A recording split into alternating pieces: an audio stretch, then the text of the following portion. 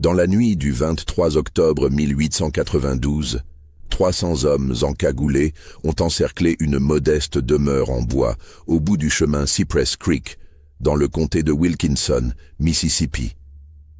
Leurs torches illuminaient les pins comme autant de lucioles démoniaques. Ils venaient pour un homme, un seul homme. Ce qu'ils ignoraient, c'est que cet homme possédait le pouvoir de détruire chacune de leurs familles sans lever le petit doigt. Avant de poursuivre ce récit troublant, abonnez-vous à cette chaîne et dites-moi en commentaire de quelle ville vous nous écoutez. Maintenant, laissez-moi vous raconter comment un homme noir, seul face à 300 membres du Ku Klux Klan, a transformé une nuit de terreur en révélation cauchemardesque.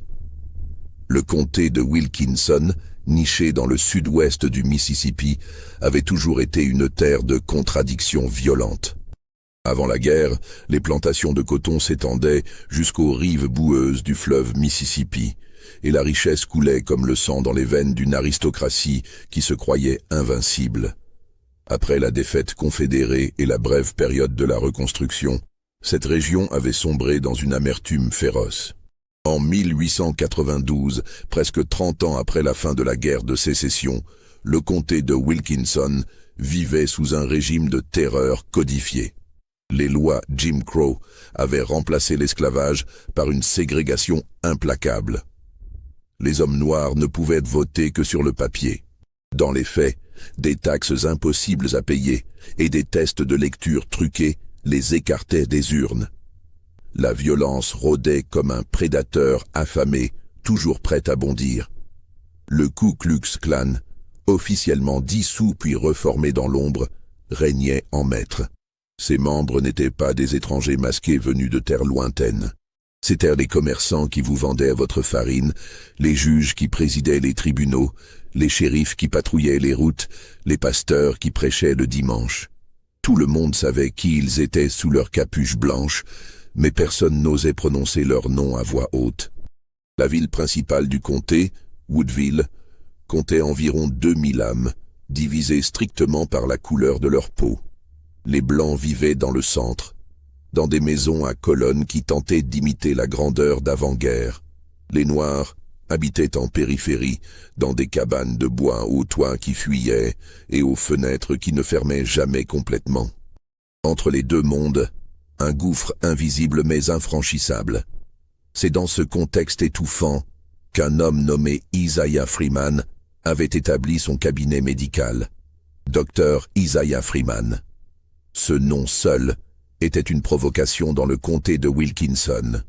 Un homme noir qui se faisait appeler docteur, qui avait étudié la médecine, qui osait soigner les Blancs autant que les Noirs. Pour beaucoup, c'était une abomination contre l'ordre naturel des choses. Isaiah était né esclave en 1857 sur une plantation à quelques kilomètres au sud de Woodville. Sa mère, Esther, travaillait comme sage-femme pour les esclaves, et parfois discrètement pour les femmes blanches dont les grossesses délicates nécessitaient des soins qu'elles ne voulaient pas confier aux médecins masculins de la région. C'est ainsi qu'Isaiah avait été exposé, dès son plus jeune âge, aux secrets les plus intimes des familles blanches. Le maître de la plantation, un certain Nathaniel Hargrove, était un homme étrange pour son époque. Veuf sans héritier, éduqué dans le Nord, il croyait que l'esclavage était une institution condamnée, bien qu'il en profitât encore. Il avait autorisé Esther à enseigner la lecture à son fils, un crime passible de fouet ou pire dans la plupart des plantations. Isaiah avait appris à déchiffrer les livres dans le secret de la nuit, à la lueur d'une chandelle volée. Quand la guerre avait éclaté, Isaiah n'avait que 4 ans. Quand elle s'était terminée, il en avait 8 et goûtait pour la première fois à la liberté. Nathaniel Hargrove, mourant de tuberculose, avait fait quelque chose d'extraordinaire dans son testament. Il avait légué une somme d'argent pour l'éducation d'Isaiah Freeman, à condition que le garçon quitte le Mississippi et étudie dans le Nord. C'est ainsi qu'Isaiah s'était retrouvé à 14 ans dans une école pour Noirs à Philadelphie, puis à 20 ans à l'Howard University de Washington, étudiant la médecine avec une détermination que ses professeurs qualifiaient de féroce. Il avait excellé, Non par génie naturel, mais par un travail acharné qui ne connaissait ni repos ni répit. Chaque nuit, il étudiait jusqu'à ce que les mots dansent devant ses yeux. Chaque jour, il observait, apprenait, mémorisait. En 1881, à 24 ans, Isaiah Freeman était devenu médecin diplômé. Il aurait pu rester dans le Nord, où les opportunités étaient plus nombreuses, où la vie était moins dangereuse. Mais quelque chose le tirait vers le Sud, peut-être un sens du devoir envers ceux qui n'avaient pas eu sa chance. Peut-être une fierté têtue qui refusait de fuir. Peut-être simplement le besoin de prouver qu'un homme noir pouvait se tenir debout là même où ses ancêtres avaient été enchaînés. Il était revenu dans le comté de Wilkinson en 1882 et avait établi son cabinet dans une petite maison en bois au bout du chemin Cypress Creek. Une pancarte modeste annonçait ses services. Dr Isaiah Freeman, médecine générale. Consultation pour tous. Les premiers mois avaient été difficiles. Les Noirs du comté venaient le consulter avec un mélange de fierté et de méfiance.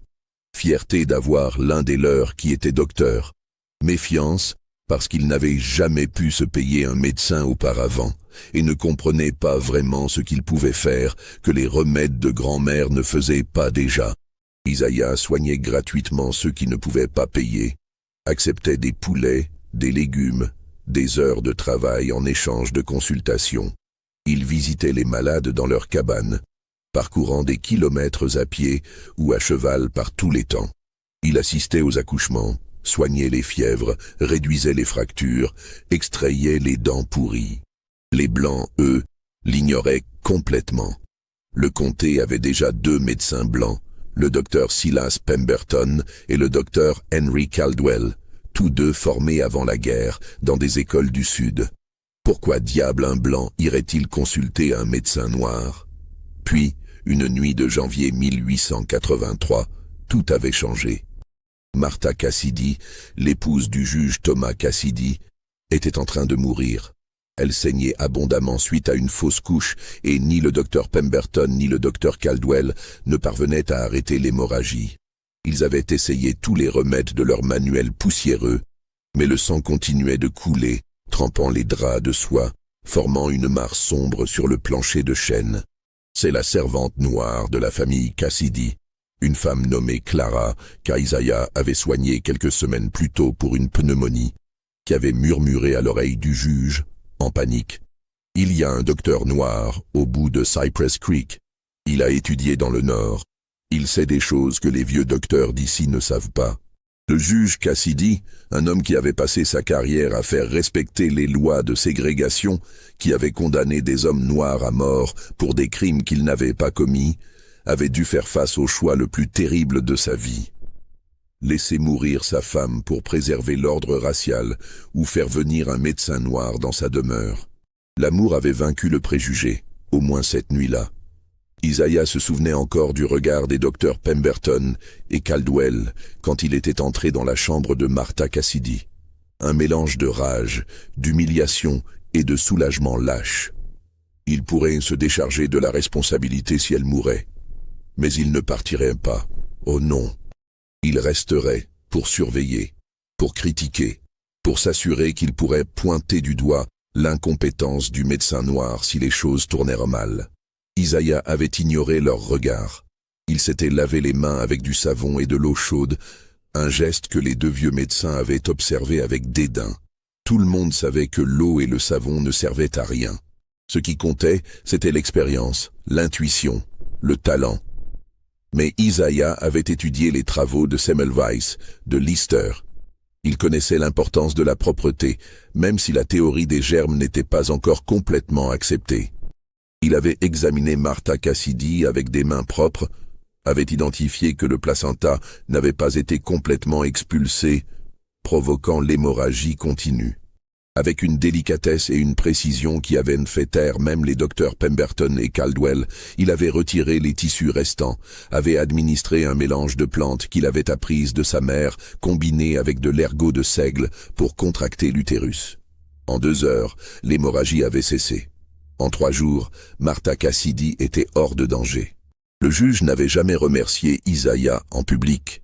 Mais il lui avait payé discrètement une somme généreuse et avait veillé à ce qu'aucune violence ne lui soit faite pour avoir franchi le seuil d'une maison blanche. Après cette nuit, quelque chose d'étrange s'était produit. Les Blancs du comté ne l'accueillaient pas ouvertement. Ils ne le saluaient pas dans la rue. Ils ne reconnaissaient pas publiquement son existence. Mais dans le secret de la nuit, quand personne ne regardait, il venait. Il venait pour des maladies honteuses qu'ils ne voulaient pas confier au docteur Pemberton ou Caldwell, qui étaient leurs voisins, leurs amis de club, qui jouaient aux cartes avec leurs épouses. Il venait pour des syphilis contractées dans des bordels clandestins, pour des gonorrhées qui brûlaient comme le feu, pour des grossesses illégitimes qu'il fallait interrompre avant que les maris ne découvrent l'adultère. Il venait aussi pour des maladies mentales qu'il voulait cacher, pour des mélancolies profondes qui rendaient leurs filles incapables de quitter leur lit, pour des crises de nerfs qui secouaient leurs épouses comme des possessions démoniaques, pour des comportements étranges de leurs fils qu'ils attribuaient à la masturbation excessive ou à la lecture de livres pervers. Et Isaiah les soignait tous. Non pas par bonté d'âme, bien qu'il eût de la compassion même pour ceux qui le méprisaient, mais parce qu'il avait compris quelque chose de fondamental. Le pouvoir ne venait pas de la force brute dans le comté de Wilkinson. Il venait du savoir, et plus particulièrement du savoir des secrets. Car Isaiah faisait quelque chose que ni le docteur Pemberton ni le docteur Caldwell ne faisaient de manière systématique. Il tenait des registres méticuleux. Chaque patient, chaque diagnostic, chaque traitement était consigné dans des cahiers qu'il cachait sous une latte de plancher dans son cabinet. Il notait tout. Le nom complet du patient, la date de la consultation, la nature exacte de la maladie, les circonstances suspectes, les aveux murmurés pendant la fièvre, les confessions arrachées par la douleur. Il savait quel homme d'affaires respectable avait la syphilis et l'avait transmise à sa femme. Il savait quelle épouse de pasteur avait avorté d'un enfant qui n'était pas de son mari. Il savait quel jeune homme de bonne famille souffrait d'une dépendance à la morphine. Il savait quelle femme de la haute société avait des crises d'hystérie si violentes qu'elle devait être attachée à son lit. Il savait quelle fillette de 12 ans avait été violée par son oncle et était venue le voir pour des saignements inexpliqués. Il savait quel homme politique local battait son épouse si sauvagement qu'elle avait 3 côtes cassées et un œil qui ne voyait plus. Il savait quel juge avait un fils illégitime avec une femme noire qu'il gardait dans une cabane à la lisière de sa propriété. Isaiah gardait tous ses secrets avec le sceau du serment médical. Il ne les révélait jamais. Il soignait ses patients blancs avec le même soin qu'il soignait ses patients noirs. Mais il écrivait tout, chaque détail, chaque date, chaque nom. Et au fil des années, ses cahiers s'étaient remplis. 10 ans de secrets, 10 ans de honte cachée, 10 ans de crimes et de péchés que personne d'autre ne connaissait. La vie d'Isaiah Freeman était une danse complexe entre visibilité et invisibilité. Le jour, il était le médecin noir qui soignait les pauvres dans leur cabane. La nuit, il était le confesseur silencieux des riches qui venaient frapper à sa porte quand les rues étaient désertes. Il vivait seul dans sa maison du chemin Cypress Creek. Il n'avait jamais pris femme, bien que plusieurs jeunes femmes noires de la communauté eussent montré de l'intérêt. Comment aurait-il pu leur expliquer sa vie double? Comment aurait-il pu mettre une épouse en danger avec les secrets qu'il portait? Sa maison était simple mais soignée. 2 pièces principales.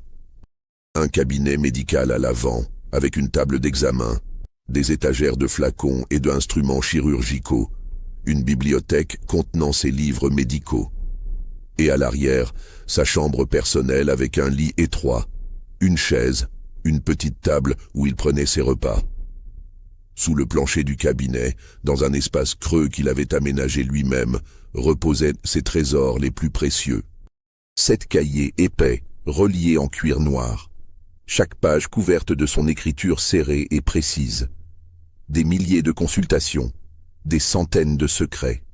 Il avait conscience que ces cahiers étaient à la fois sa protection et sa condamnation potentielle. Si leur contenu était révélé au grand jour, cela détruirait des dizaines de familles respectables du comté. Mais si on découvrait qu'il conservait ces informations, qu'il documentait méthodiquement les faiblesses et les crimes de l'élite blanche, sa vie ne vaudrait pas plus qu'une chandelle dans une tempête. Pourtant, Isaiah ne pouvait s'empêcher de continuer. C'était devenu plus qu'une simple précaution. C'était une chronique, un témoignage, une façon de dire « Je vois qui vous êtes vraiment. Je vois derrière vos façades. Je connais vos mensonges. » Et parfois, très rarement, il utilisait ce savoir de manière subtile. Quand un patient noir était accusé injustement d'un crime, et que Isaiah savait que le véritable coupable était un blanc qu'il avait soigné, il trouvait des moyens détournés de faire parvenir l'information aux bonnes personnes. Un mot glissé à un journaliste. Une lettre anonyme au shérif. Une suggestion murmurée à un avocat. Il ne pouvait pas changer le système. Mais il pouvait, de temps en temps, introduire un grain de sable dans les rouages de l'injustice. L'année 1892 avait commencé dans une atmosphère de tension inhabituelle. L'élection présidentielle approchait et les démocrates blancs du Sud étaient déterminés à empêcher toute résurgence du pouvoir politique noir, même symbolique. Le Ku Klux Klan, qui avait connu des périodes de sommeil relatif, se réveillait avec une virulence renouvelée. Des incidents commençaient à se multiplier dans le comté de Wilkinson. Un homme noir accusé d'avoir regardé une femme blanche de manière inappropriée avait été fouetté publiquement. Une église noire avait été incendiée. Des croix brûlées dans les champs la nuit, semant la terreur dans les communautés noires. Isaiah sentait le danger monter comme une marée. Les patients blancs qui venaient à le consulter la nuit semblaient plus nerveux, plus pressés de partir. Certains arrêtaient complètement de venir. Ils comprenaient le message. L'époque permettait une certaine hypocrisie privée, mais même cette hypocrisie avait des limites quand la violence collective était dans l'air. Puis, en septembre 1892, quelque chose s'était produit qui avait mis le comté en ébullition. Un jeune homme noir nommé Samuel Porter avait été accusé d'avoir volé dans un magasin de Woodville. Le propriétaire du magasin, un homme blanc du nom de Walter Cunningham, affirmait que Samuel était entré dans son établissement et avait subtilisé une montre en argent. Samuel clamait son innocence, disait qu'il n'avait jamais mis les pieds dans ce magasin, qu'il était chez lui ce jour-là avec des témoins. Mais les témoignages de Noirs ne valaient rien contre la parole d'un blanc. Samuel avait été arrêté, jugé en une journée, condamné à 10 ans de travaux forcés. C'était essentiellement une sentence de mort. Les chaînes de forçat dans le Mississippi étaient des machines à tuer. La plupart des hommes n'y survivaient pas 3 ans. La communauté noire était révoltée, mais impuissante. Que pouvait-il faire? Se soulever? Il serait massacré. Protester légalement? Les tribunaux étaient une farce. Fuir? Où irait-il? Isaiah, lui, savait quelque chose que personne d'autre ne savait. Il savait que Walter Cunningham souffrait d'une maladie mentale qui lui causait des hallucinations et des délires paranoïaques. Il l'avait soigné à plusieurs reprises pour ses troubles, lui avait prescrit de la bromure pour calmer ses nerfs. Dans ses cahiers, il avait noté que Cunningham devenait parfois incohérent, accusait les gens de complots imaginaires, voyait des choses qui n'existaient pas. Il savait aussi que Cunningham avait des dettes de jeu considérables et que la montre en argent avait probablement été vendue par Cunningham lui-même pour payer ses créanciers, avant qu'il n'oublie l'avoir vendue et n'accuse le premier noir venu de l'avoir volée. Isaiah avait fait face à un dilemme moral terrible. S'il révélait ces informations, il trahirait le secret médical. Mais s'il ne disait rien, un innocent irait pourrir dans un bagne. Il avait essayé une approche indirecte. Il avait écrit une lettre anonyme au juge qui avait condamné Samuel, suggérant que Cunningham souffrait de troubles mentaux et que son témoignage devait être considéré avec prudence. La lettre avait été ignorée. Pire, le juge avait fait savoir publiquement qu'il considérait cette lettre comme une insulte à l'honneur d'un citoyen blanc respectable. Puis Isaiah avait essayé de parler directement à l'avocat de Samuel, un jeune homme blanc du nom de Robert Hayes, qui semblait avoir encore quelques principes. Hayes l'avait écouté poliment, avait même semblé troublé par ce qu'Isaiah lui disait. Mais finalement, il avait secoué la tête. « Je ne peux pas utiliser ça au tribunal. Le témoignage d'un médecin noir contre la parole d'un blanc, cela ne ferait que rendre les choses pires. Et comment avez-vous obtenu ces informations médicales sur Cunningham? Si cela se sait, c'est vous qui aurez des problèmes. » Isaiah avait compris qu'il ne pouvait rien faire. Samuel Porter avait été emmené en chaîne vers le bagne. 3 semaines plus tard, des nouvelles étaient revenues.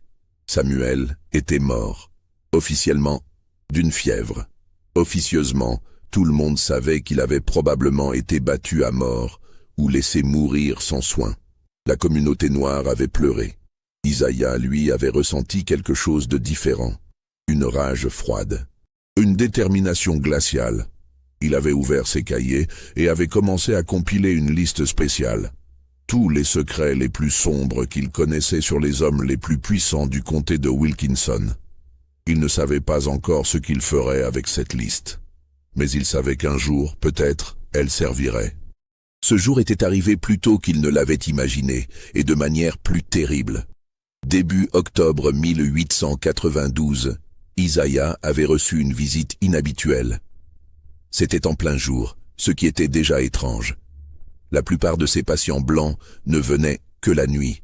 Mais cet homme était venu en plein après-midi, était descendu de son cheval devant la maison d'Isaiah sans même essayer de cacher sa présence. C'était James Sullivan, l'un des hommes les plus riches du comté, propriétaire de vastes terres, d'un moulin à coton, d'actions dans plusieurs banques. Un pilier de la communauté blanche. Un ancien colonel confédéré qui portait encore son titre avec fierté. Sullivan était entré dans le cabinet d'Isaiah avec l'expression d'un homme qui a déjà un pied dans la tombe. « Dr Freeman, avait-il dit d'une voix rauque, j'ai besoin de votre aide, et j'ai besoin de votre discrétion absolue. » Isaiah l'avait examiné. Les symptômes étaient clairs pour un médecin formé. Les tremblements, la sueur froide, les pupilles dilatées, la respiration sifflante. Sullivan souffrait d'une intoxication chronique au laudanum, cette teinture d'opium que tant de gens de l'époque prenaient pour calmer leurs nerfs, leurs douleurs, leur ennui. Mais ce n'était pas le pire. En examinant plus attentivement Sullivan, Isaiah avait découvert des signes d'une maladie vénérienne avancée, probablement la syphilis dans sa phase tertiaire. Des lésions caractéristiques, des troubles neurologiques, des signes de dommages au cerveau et au système nerveux. Sullivan était mourant. Peut-être lui restait-il 6 mois, peut-être 1 an. Mais il était condamné. Isaiah le lui avait dit avec la franchise directe qui caractérisait sa pratique médicale. Il ne mentait jamais sur les diagnostics, même quand la vérité était terrible. Sullivan avait accusé le coup comme un homme recevant une balle. Il était resté silencieux un long moment, regardant ses mains tremblantes. Puis il avait demandé « Pouvez-vous au moins soulager la douleur? Faire en sorte que je puisse mettre mes affaires en ordre ?» Isaiah avait hoché la tête. « Je peux vous prescrire des médicaments qui rendront vos derniers mois plus supportables. Mais vous devez comprendre que la maladie suivra son cours. Il n'y a pas de guérison possible. » Sullivan l'avait remercié d'une voix brisée, avait payé généreusement, et était parti. Isaiah avait noté tous les détails dans son cahier. Comme toujours, colonel James Sullivan, 53 ans, addiction au laudanum, syphilis tertiaire, pronostic décès dans moins d'1 an. Ce qu'Isaiah ne savait pas encore, c'est que Sullivan avait un fils, Marcus Sullivan, un jeune homme de 28 ans, ambitieux, cruel et profondément impliqué dans le Ku Klux Klan local. 2 semaines après la consultation de James Sullivan, Marcus Sullivan avait fait irruption dans le cabinet d'Isaiah un soir. Pas pour une consultation, pour une confrontation. Marcus avait trouvé dans les affaires de son père une facture d'Isaiah Freeman. Il avait interrogé le vieux Sullivan qui, affaibli par la maladie et peut-être par la culpabilité, avait fini par avouer. Il avait consulté le médecin noir. Il était malade. Gravement malade. Marcus était fou de rage. Non pas de tristesse pour son père mourant, mais de rage qu'un homme de leur statut ait dû s'abaisser à consulter un nègre comme il l'avait craché avec mépris. Il avait exigé qu'Isaiah lui donne tous les détails de la maladie de son père. Isaiah avait refusé, invoquant le secret médical. Cette réponse avait rendu Marcus encore plus furieux. Un nègre qui lui parlait de secret médical, comme s'il était un vrai docteur, comme si ces règles blanches du Nord s'appliquaient ici dans le Mississippi. Mais ce qui avait vraiment enragé Marcus, c'était autre chose. En fouillant dans les affaires de son père, il avait trouvé d'autres reçus d'Isaiah Freeman. Des consultations s'étalant sur plusieurs années. Des sommes considérables payées pour des traitements mystérieux. Marcus avait commencé à se poser des questions. Pourquoi son père consultait-il ce médecin noir depuis si longtemps? Que cachait-il? Il avait confronté son père, l'avait poussé à avouer. Et James Sullivan, dans un moment de faiblesse induit par la morphine qu'Isaiah lui avait prescrite pour la douleur, avait lâché plus qu'il n'aurait dû. Il avait mentionné que beaucoup d'hommes respectables du comté consultaient le docteur Freeman en secret, que c'était une pratique courante pour certaines maladies honteuses. Cette révélation avait allumé une étincelle dangereuse dans l'esprit de Marcus Sullivan. Si tant de blancs respectables consultaient ce médecin noir, cela signifiait qu'ils connaissaient leurs secrets, leurs faiblesses, leurs maladies honteuses. Et s'ils les connaissaient, ils pouvaient les utiliser contre eux. Marcus en avait parlé à ses amis du clan. L'idée s'était répandue comme une traînée de poudre. Ce nègre, ce docteur Freeman, il connaît nos secrets. Il sait des choses qu'il ne devrait pas savoir. C'est un danger. Il faut s'en occuper. Dans les jours qui avaient suivi, Isaiah avait senti le danger se rapprocher. Ses patients blancs avaient complètement cessé de venir. Des regards hostiles le suivaient quand il se rendait à Woodville pour acheter des fournitures médicales. Des murmures cessaient brusquement quand il passait. Puis, les menaces avaient commencé. D'abord subtil, un message glissé sous sa porte. Les nègres qui en savent trop finissent mal. Puis plus direct, une croix brûlée dans son jardin une nuit. Des coups de feu tirés près de sa maison, assez près pour être un avertissement, assez loin pour ne pas être une tentative de meurtre immédiate. Les membres de la communauté noire étaient venus le voir, l'avaient supplié de partir. « Fuyez vers le nord, docteur Freeman. Ils vont vous tuer. Vous le savez. Partez pendant qu'il est encore temps. » Mais Isaiah n'était pas parti, peut-être par orgueil, peut-être par un sens têtu de la justice, peut-être parce qu'il savait que fuir ne servirait à rien. S'il voulait vraiment le tuer, il le traquerait où qu'il aille. Au lieu de cela, il avait préparé sa défense, pas avec des armes, bien qu'il possédât un vieux revolver que sa mère lui avait donné, mais avec ses cahiers. Il avait passé 3 jours et 3 nuits à compiler toutes les informations les plus compromettantes de ses 10 années de pratique. Il avait créé un dossier détaillé sur 73 hommes blancs du comté de Wilkinson. Leurs maladies secrètes, leurs crimes cachés, leurs scandales enterrés. Dans ce dossier, on pouvait lire que le révérend Josiah Hampton, qui prêchait la pureté morale tous les dimanches, souffrait d'une gonorrhée chronique contractée auprès de prostituées noires qu'il visitait régulièrement dans un bordel clandestin. On pouvait y découvrir que le juge Thomas Cassidy, qui condamnait sévèrement l'adultère et l'immoralité, avait eu une liaison de 2 ans avec l'épouse de son associé et l'avait mise enceinte. Isaiah avait pratiqué l'avortement lui-même sous la pression et les menaces. On y apprenait que le shérif William Dutton, qui se vantait de sa force et de sa virilité, souffrait d'une maladie nerveuse qui le rendait impuissant et qu'il traitait avec des doses massives de strychnine qui le faisaient trembler comme une feuille. On y lisait que le banquier Albert Frost avait tenté de se suicider 3 fois à cause d'une mélancolie profonde et qu'il était maintenant dépendant à l'opium qu'Isaiah lui prescrivait pour le garder fonctionnel. On y découvrait que le propriétaire terrien Edward Richmond battait son épouse si sauvagement qu'elle avait perdu l'usage de son bras gauche et qu'Isaiah avait dû remettre en place ses os brisés à plusieurs reprises. Chaque secret était documenté avec des dates, des détails cliniques, des témoignages de consultation. C'était une bombe qui, si elle explosait, détruirait l'élite entière du comté de Wilkinson. Isaiah avait fait 3 copies de ce dossier. L'une était cachée sous le plancher de son cabinet. La deuxième avait été confiée à un pasteur noir de confiance avec des instructions précises. Si quelque chose m'arrive, envoyez ceci au journal le plus proche qui acceptera de le publier. La troisième avait été envoyée par courrier à un avocat noir de Philadelphie avec qui Isaiah avait étudié, accompagné d'une lettre expliquant la situation. Puis, il avait attendu. Il savait qu'il viendrait.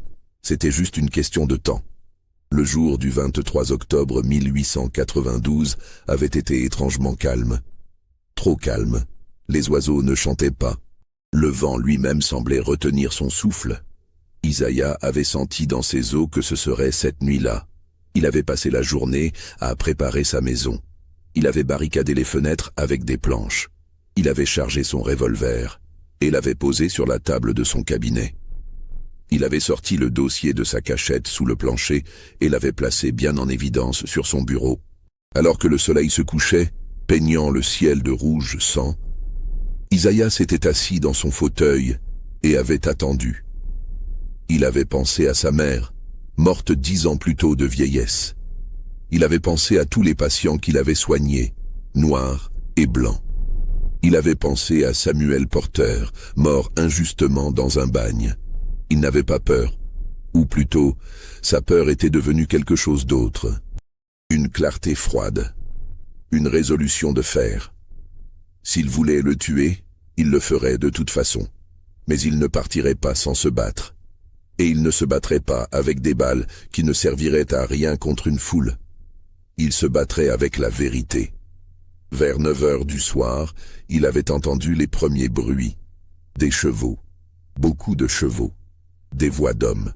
Puis, comme un cauchemar devenant réalité, il les avait vus. Ils arrivaient par le chemin Cypress Creek comme une marée blanche fantomatique. Des hommes en robes blanches et cagoules pointues. Des torches brûlant dans la nuit. Isaiah s'était levé, s'était approché de la fenêtre. Il avait compté 20, 50, 100, 200, 300. 300 hommes du Ku Klux Klan encerclaient sa maison. Si ce récit vous glace le sang, laissez un like et dites-moi en commentaire ce que vous pensez qu'Isaiah Freeman va faire face à cette horde. Parce que ce qui va suivre va défier toutes vos attentes. La scène était surréaliste. 300 hommes formaient un cercle presque parfait autour de la modeste maison en bois d'Isaiah.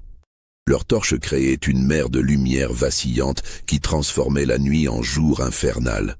On aurait dit les cercles de l'enfer de Dante prenant vie dans le Mississippi. Mais ce qui était le plus terrifiant, c'était le silence. 300 hommes, et pas un bruit, pas de cris, pas d'insultes, pas de menaces hurlées, juste un silence épais, lourd, qui pesait comme une pierre tombale. Ils attendaient, comme des prédateurs encerclant une proie, sachant qu'elle ne peut pas s'échapper, prenant leur temps pour savourer la terreur. Isaiah les observait depuis sa fenêtre. Il pouvait voir leurs silhouettes blanches se découpant contre les ténèbres au-delà.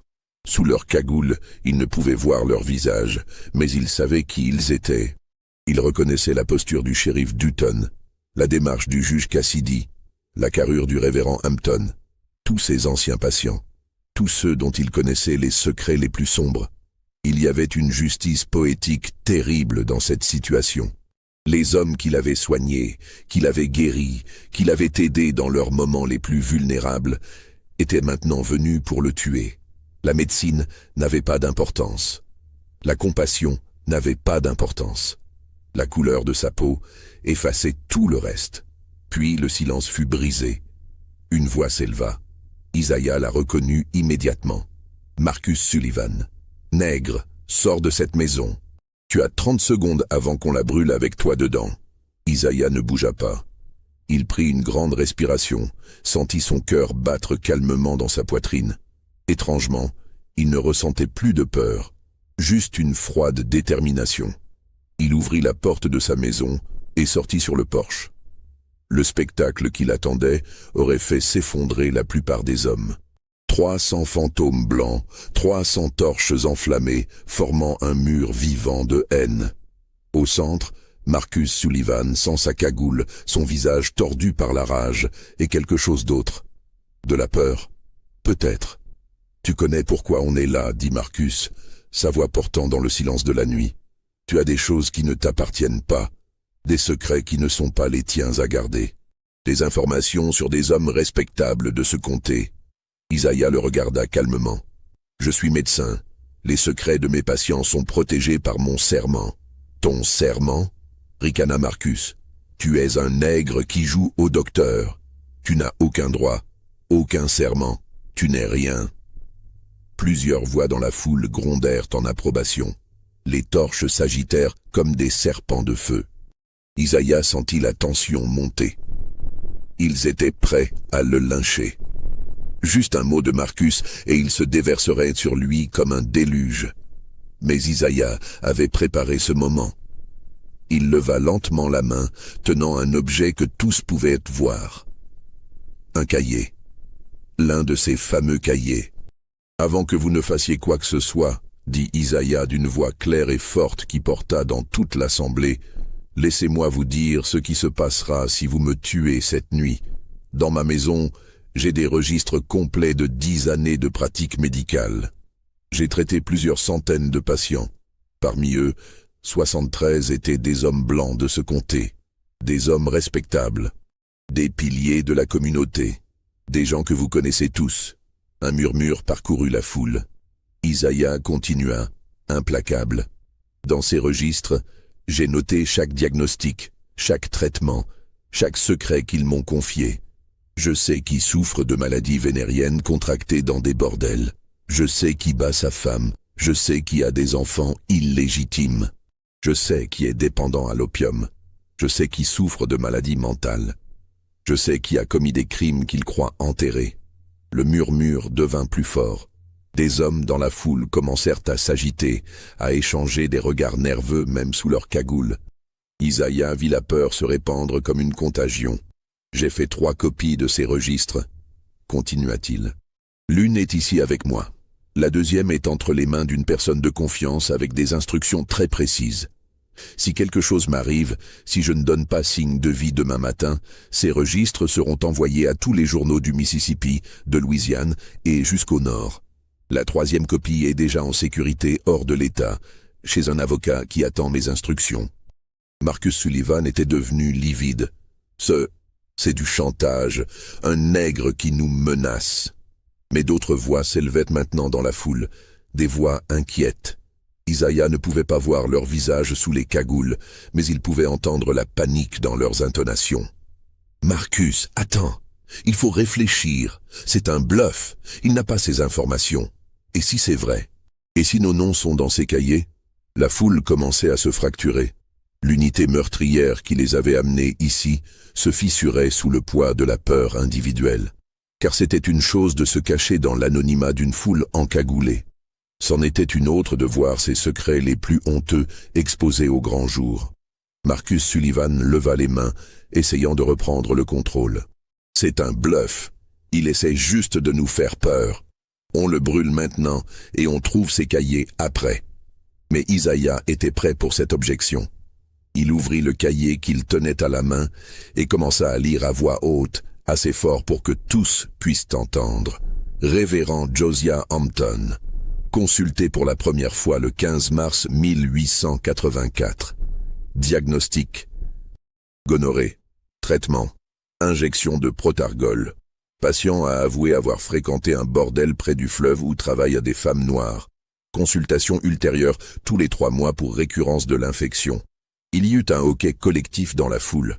Quelque part dans le cercle de fantômes blancs, quelqu'un venait de réaliser que ses secrets les plus sombres étaient sur le point d'être révélés. Le révérend Hampton, probablement, sentant 300 pères Dieu se tourner vers lui sous les cagoules. Isaiah tourna une page. Juge Thomas Cassidy. Consulté le 5 janvier 1883 pour sauver son épouse d'une hémorragie postpartum. Consulté à nouveau le 17 août 1886. Patient accompagnant Madame Eleanor Frost, épouse de son associé d'affaires Albert Frost. Madame Frost enceinte de 4 mois, grossesse indésirée. Patient a insisté pour interruption de grossesse. Procédure effectuée le 20 août. Patiente a payé $100 pour mon silence. Cette fois, c'était un silence de mort qui s'était abattu sur la foule. Isaiah pouvait sentir la terreur se propager comme un poison. Combien d'hommes dans ce cercle se demandaient maintenant si leur propre secret allait être révélé? Il continua, implacable. Shérif William Dutton. Consulté pour la première fois le « Assez !» La voix qui avait crié venait du cercle. Un homme s'avança, arracha sa cagoule. C'était effectivement le shérif Dutton, son visage rouge de colère et de honte. « Tu n'as pas le droit. C'est confidentiel. » Isaiah le regarda calmement. « Exactement, shérif, c'est confidentiel. Et ça le restera tant que je serai en vie et libre de pratiquer ma médecine en paix. Mais si vous me tuez cette nuit, toute confidentialité disparaît. Les copies de mes registres seront publiées. Tout le comté, tout l'État, tout le pays saura ce que vous avez tous fait, ce dont vous avez tous souffert, les secrets que vous avez tous cachés. » D'autres hommes commençaient maintenant à enlever leurs cagoules. Le juge Cassidy, pâle comme un mort. Le révérend Hampton, tremblant de rage impuissante. Le banquier Frost, les yeux écarquillés par la peur. Marcus Sullivan regardait la scène se désintégrer autour de lui. Sa belle armée de 300 hommes unis par la haine était en train de se transformer en une foule paniquée d'individus terrifiés par leurs propres secrets. C'est alors qu'un autre homme s'avança. Quelqu'un qu'Isaiah ne s'attendait pas à voir défendre sa cause. James Sullivan, le père de Marcus. Le vieux colonel était là, vêtu de sa robe de clan mais sans sa cagoule, appuyé sur une canne, son visage marqué par la maladie et la morphine. « Mon fils », dit-il d'une voix faible mais audible, « arrête ceci, maintenant. » Marcus se tourna vers son père, incrédule. « Père, tu es avec eux? Tu défends ce nègre ?» James Sullivan secoua la tête lentement.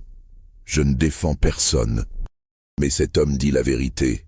Il connaît des choses qui peuvent détruire des familles entières, des fortunes, des réputations.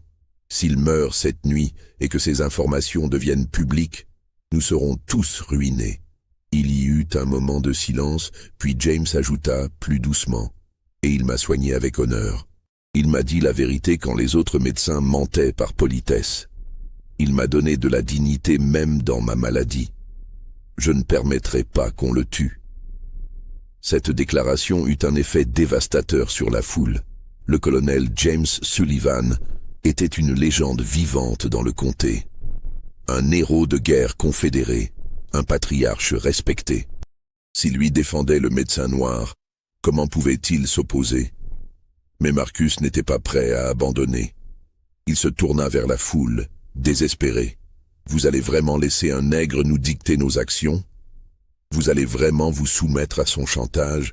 Où est votre fierté? Où est votre honneur? Où est... » Un homme dans la foule, un fermier du nom de Jackson dont Isaiah ne se souvenait pas avoir jamais soigné, cria « Marcus a raison, on ne peut pas laisser un nègre nous faire peur, on le pend, on brûle ses cahiers, et c'est réglé. » D'autres voix se joignirent à lui. « Oui, on le pend, on brûle tout. » Mais d'autres voix, plus nombreuses, criaient le contraire. « Non, c'est trop dangereux. Et si les copies sont vraiment déjà envoyées? On ne peut pas prendre ce risque, il faut trouver une autre solution. » La foule était maintenant clairement divisée. Certains voulaient toujours la violence, l'effusion de sang, la vengeance simple et brutale. Mais d'autres, ceux qui avaient quelque chose à perdre, ceux dont les secrets pourraient être révélés, hésitaient. Isaiah comprit que c'était le moment crucial. S'il laissait la foule se déchirer, la violence pourrait éclater de toute façon. Il devait prendre le contrôle. Il leva à nouveau la main, réclamant l'attention. « Écoutez-moi. » Sa voix coupa à travers le chaos. « Vous avez une décision à prendre ce soir. Vous pouvez me tuer, vous pouvez brûler ma maison, vous pouvez détruire cette copie de mes registres. Mais vous ne pourrez pas arrêter les autres copies d'être publiées. Et quand elles le seront, ce ne sera pas seulement moi qui serai détruit. Ce sera vous tous. » Il balaya du regard le cercle de visages, certains encore cachés sous les cagoules, d'autres exposés et vulnérables. Ou, vous pouvez faire un autre choix. Vous pouvez me laisser vivre, me laisser continuer ma pratique médicale. Et en échange, je vous donne ma parole que tant que je vivrai, vos secrets resteront secrets. Je continuerai à appliquer le serment médical que j'ai prêté. Aucune information ne sera jamais révélée, à moins que vous ne me forciez la main. Le juge Cassidy s'avança. « Et comment peut-on te faire confiance? Tu es... » Il s'arrêta, ne trouvant pas de mots qui ne sonnent pas comme un aveu de sa propre hypocrisie. Isaiah le regarda directement dans les yeux. « Juge Cassidy, quand votre femme était en train de mourir, vous m'avez fait confiance pour la sauver. Quand vous aviez un secret que vous ne vouliez pas révéler, vous m'avez fait confiance pour garder le silence. Cette confiance, je ne l'ai jamais trahie. Et je ne la trahirai pas maintenant, à condition qu'on me laisse vivre en paix. » Le révérend Hampton parla alors, sa voix tremblante. « Et les copies que tu as déjà envoyées, comment peut-on être sûr qu'elles ne seront pas publiées? J'enverrai des instructions demain matin pour que ces copies soient détruites, » répondit Isaiah. « Mais seulement si je suis en vie demain matin. Seulement si aucun mal ne m'est fait cette nuit. C'est ma garantie. Ma vie contre vos secrets. » Il y eut un long moment de silence.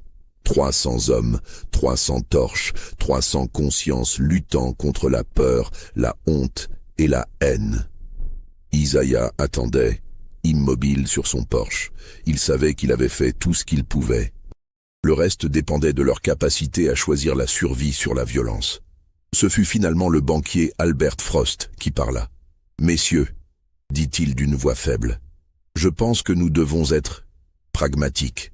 Si ce que dit le docteur Freeman est vrai, et je n'ai aucune raison de douter de sa parole puisqu'il a toujours été discret dans le passé, alors notre meilleure option est de le laisser vivre. » Des murmures d'accord parcoururent une partie de la foule.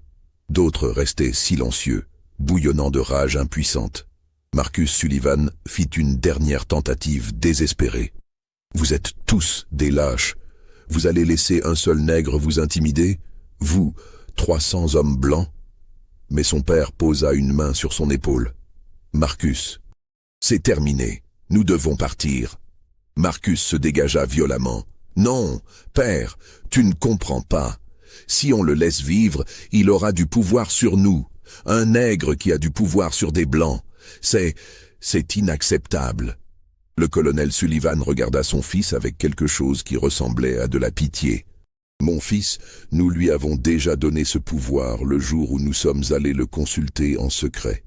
Nous avons fait ce choix nous-mêmes. Maintenant, nous devons vivre avec les conséquences. » C'était fini. Marcus pouvait le voir dans les yeux de son père, dans les visages des hommes autour de lui. La volonté collective de violence s'était évaporée, remplacée par la peur individuelle de l'exposition. Un par un, les hommes commencèrent à se retourner, à marcher vers leurs chevaux. Certains gardaient encore leurs torches, mais beaucoup les jetaient au sol, comme s'ils voulaient se débarrasser de la preuve de leur participation à cette nuit. Le cercle de 300 hommes commença à se dissoudre. 30, 20, 10... Bientôt, il ne resta plus que Marcus Sullivan, debout seul dans la lueur mourante des torches abandonnées, regardant Isaiah avec une haine pure dans les yeux. « Ça ne se terminera pas comme ça, » dit-il doucement. « Un jour, d'une manière ou d'une autre, tu paieras pour cette nuit. »« Peut-être, » répondit Isaiah tout aussi doucement. « Mais pas cette nuit. Cette nuit, vous rentrez tous chez vous, et moi aussi. » Marcus cracha au sol, se retourna, et marcha vers son cheval. En quelques minutes, même lui avait disparu dans l'obscurité. Isaiah ne dormit pas cette nuit-là. Il resta assis dans son fauteuil, le revolver sur ses genoux, attendant un retour possible de la violence. Mais personne ne vint. Le chemin Cypress Creek resta désert et silencieux. Quand l'aube se leva, peignant le ciel de rose et d'or, Isaiah sortit sur son porche. Le sol était jonché de torches éteintes, formant un cercle presque parfait autour de sa maison. Des marques de sabots de chevaux, avait transformé la terre en boue, mais il était vivant. Seul, mais vivant. Il tint sa promesse. Ce matin-là, il envoya des lettres à ses 2 contacts, leur demandant de garder les copies des registres en sécurité, mais de ne pas les publier. Pas encore. Peut-être jamais, si l'équilibre précaire qu'il avait créé cette nuit pouvait être maintenu. Dans les jours qui suivirent, le comté de Wilkinson fut étrangement calme. Les gens parlaient à voix basse de ce qui s'était passé, mais personne n'osait en discuter ouvertement. 300 hommes savaient qu'ils avaient échoué, et 73 hommes blancs respectables savaient qu'un médecin noir possédait le pouvoir de détruire leur vie. Isaiah continua sa pratique médicale. Curieusement, ces patients blancs recommencèrent à venir, toujours de nuit, toujours discrètement. Mais maintenant, il y avait une différence dans leurs yeux quand ils le regardaient. Ce n'était plus seulement du mépris ou de la condescendance, c'était quelque chose de nouveau, du respect, de la peur, peut-être les deux.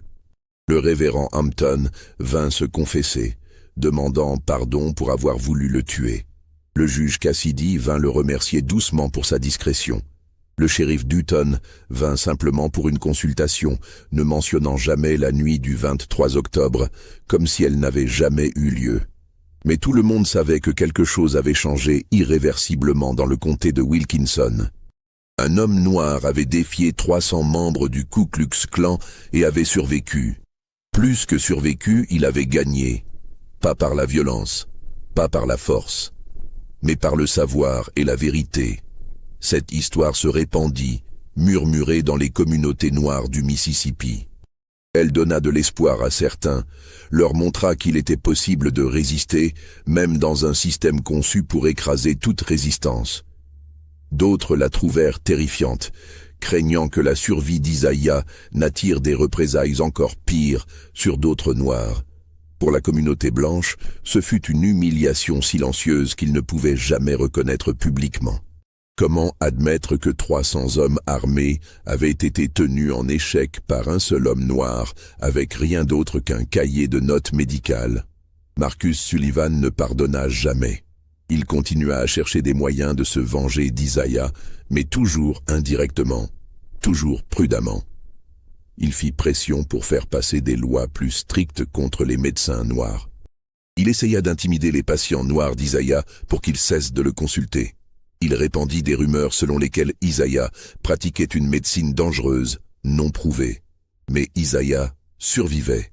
Il survivait parce qu'il comprenait quelque chose de fondamental sur le pouvoir. Le pouvoir n'était pas seulement dans la force ou le nombre. Le pouvoir était dans l'information. Et plus important encore, dans le contrôle de cette information. Il continua à tenir ses registres, à documenter chaque consultation avec la même précision méthodique. Chaque nouveau secret devenait une nouvelle couche de protection.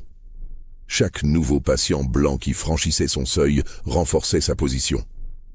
Mais il y avait une tragédie profonde dans cette victoire. Isaiah avait survécu, oui, mais à quel prix? Il vivait maintenant dans un état de vigilance constante. Il ne pouvait faire confiance à personne. Il ne pouvait se permettre de se marier, de fonder une famille, de vivre une vie normale. Sa survie dépendait du maintien de cet équilibre précaire entre être utile et être dangereux. Et au fond de lui, il savait que son pouvoir n'était qu'une illusion fragile. Il ne pouvait changer le système.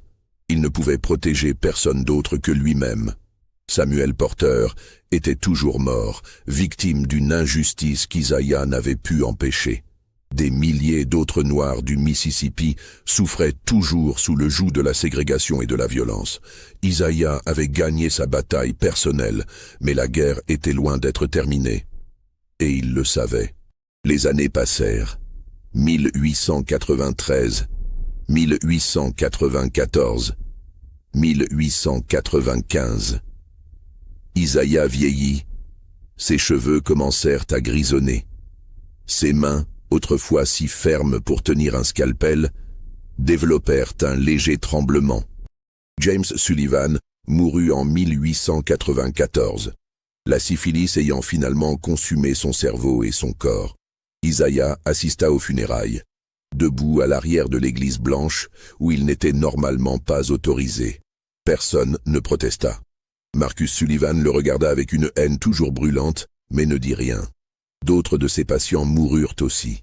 Le révérend Hampton d'une crise cardiaque, le banquier Frost d'une overdose d'opium, peut-être accidentelle, peut-être intentionnelle.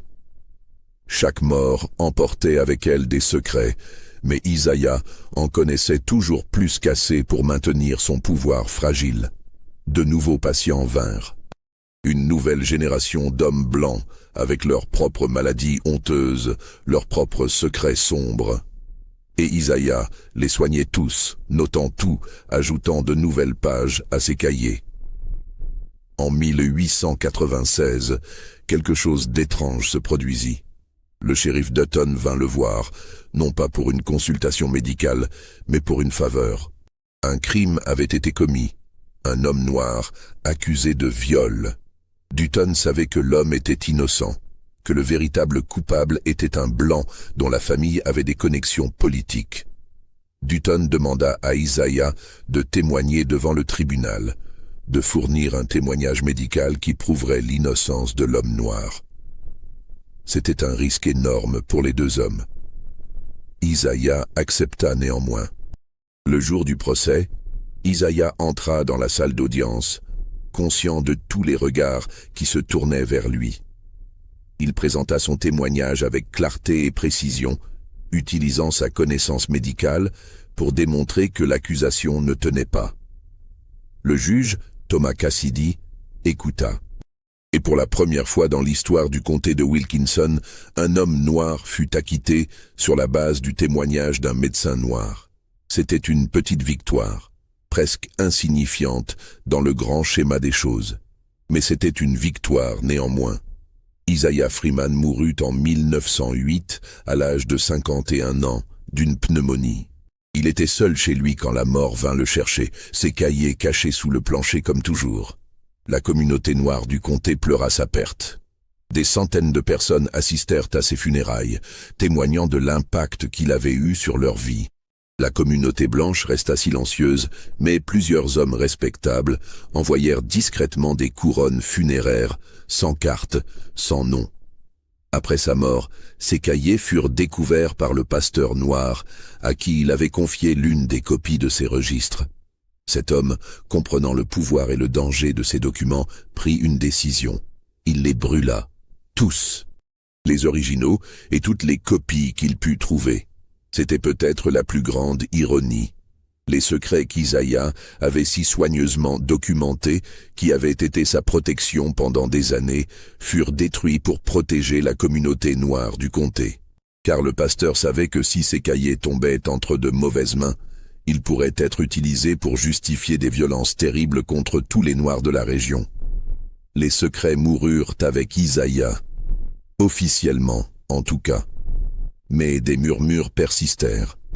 Dans les décennies qui suivirent, quand des familles blanches respectables du comté de Wilkinson connurent des scandales inattendus, des chutes soudaines de leur fortune, des révélations embarrassantes, certains se demandaient si Isaiah n'avait pas laissé d'autres copies cachées quelque part.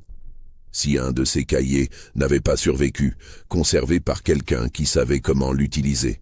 En 1920, Marcus Sullivan, maintenant un vieil homme amer, mourut dans un incendie mystérieux dans sa demeure. Certains dirent que c'était un accident. D'autres murmurèrent que c'était une justice poétique, que les fantômes du passé étaient revenus réclamer leur dû. La maison d'Isaiah, au bout du chemin Cypress Creek, fut abandonnée, puis démolie dans les années 1930. Mais les gens du coin juraient encore qu'on pouvait parfois voir une lumière dans les ruines la nuit, comme si quelqu'un tenait toujours une veille silencieuse. L'histoire du siège, qui n'eut jamais lieu officiellement, devint une légende dans la communauté noire. Les détails variaient selon qui racontait l'histoire. Certains disaient que 100 hommes du clan étaient venus, d'autres disaient 1000. Certains affirmaient qu'Isaiah les avait tous fait fuir avec un seul regard. D'autres disaient qu'il avait fait un pacte avec le diable.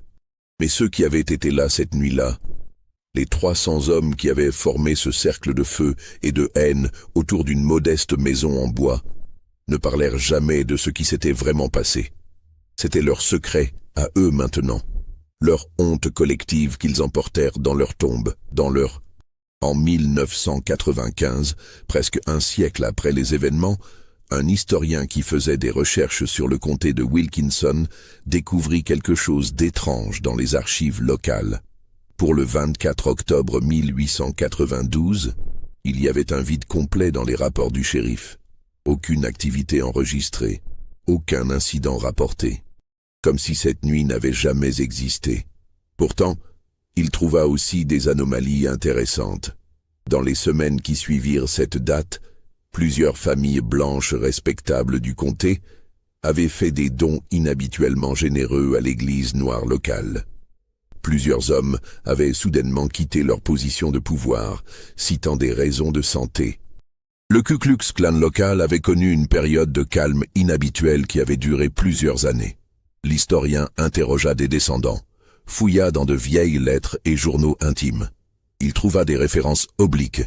Une lettre d'une femme blanche à sa sœur mentionnant « la nuit terrible où les hommes sont partis et sont revenus changés ». Un journal intime d'un homme parlant de « la honte qui pèse sur ma conscience depuis cette nuit d'octobre ». Mais aucun document direct, aucune preuve concrète, juste des ombres et des murmures. L'historien écrivit un article spéculatif sur ce qu'il appelait l'incident Cypress Creek, suggérant qu'un événement significatif, mais non documenté, s'était produit cette nuit-là. Son article fut publié dans une revue académique obscure, lu par quelques dizaines de personnes, puis oublié. La vérité sur ce qui s'était vraiment passé resta enterrée avec les hommes qui y avaient participé. Et peut-être était-ce mieux ainsi. Certaines histoires sont trop dangereuses pour être racontées.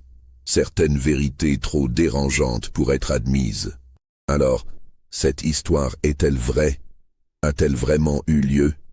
Y a-t-il eu un médecin noir nommé Isaiah Freeman qui a tenu tête à 300 membres du Ku Klux Klan avec rien d'autre que des cahiers remplis de secrets? Les registres officiels ne disent rien.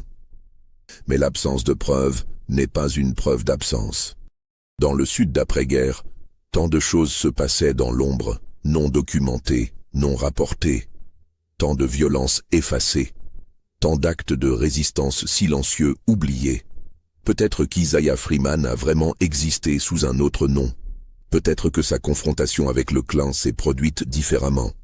Peut-être que l'histoire a été embellie, transformée, magnifiée par le temps et la répétition. Ou peut-être que tout ceci n'est qu'une légende.